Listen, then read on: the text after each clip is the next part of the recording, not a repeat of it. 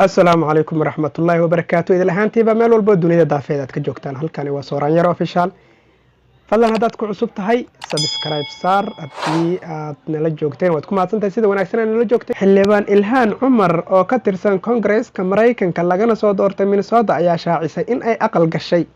Ilhaan ayaa barteeda Instagram-ka soo dhigtay sawir iyada iyo saygeeda cusub Tim Maynard iyadoo ku qortay waan guursaday waxaan lamaana ku ahayn siyaasadda haddana waxaan ku nahay nolosha waa baraka alxamdulillaah. haddaba waa kuma Tim Maynard oo u dhashay dalka Mareykanka ayaa waxaa la sheegay in uu dhashay sanadkii 1981 waxaanu wax ku bartay jaamacad ku taala New York.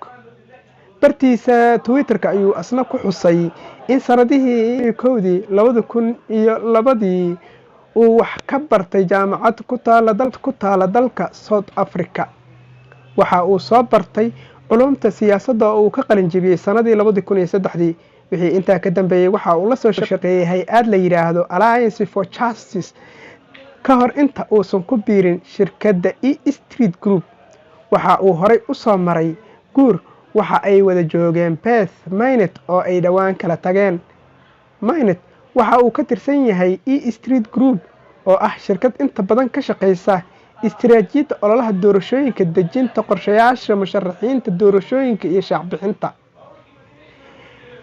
inkastoo aan la garanaynin waxa uu shirkadaasi ka yahay haddana waxa uu la soo shaqeeyay Ilhaan Cumar waxa uu u qaabilsanaa dhanka ololaha doorashada waxaana hadda la sheegay in uu yahay la taliyaha arrimaha siyaasadda musharaxiinta u tartamaya xilalka hay'adaha samafalka iyo ururada siyaasadda ay u heli lahaayeen lacag tabarucaad ah.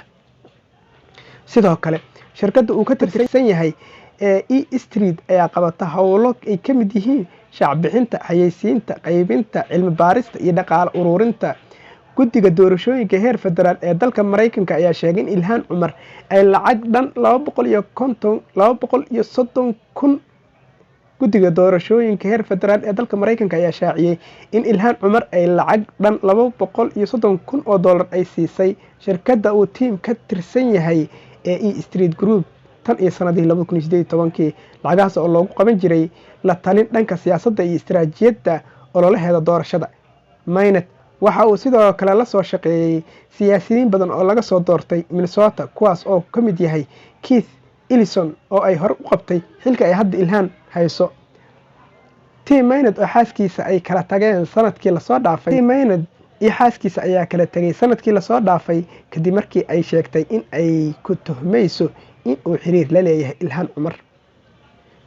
warbixinta Fox News ayaa ku warantay in xaaska Maynard ay dalbatay furiin kadib markii ay tuuntay in saygeed uu xiriir jacayl la leeyahay Ilhaan. oo kale bishii Oktoobar ee sanadii hore Ilhaan Cumar ayaa dalbatay in ay kala tagaan saygeedii hore Axmed Xirsi. 3 caruur ah ayay isu dhaleen. Xirsi ayaa dhowr bil kadib ku aqal galay Soomaaliya guur waxa uu u burburay si aan ka soo kabsho lahayn. sidaas waxaa lagu sheegay dacwada ay maxkamadda Minnesota u gudbisay Ilhaan. waxay Ilhaan sheegtay in ay raadinayso sharci ilaalinaya caruurta waxayna maxkamadda weydiisatay in ay u ogolaato goob sharciga waafaqsan oo si wada jir ah loogu hayo 3 cunug ay isu dhaleen. halkan aad nagala socotaan waa Sooraan Yare. fadlan haddii aad ku cusub tahay barnaamijka subscribe saar wixii warar ah ee ka soo kordhana dib ayaan idinkaga soo sheegi doonaa. mahadsantihiin.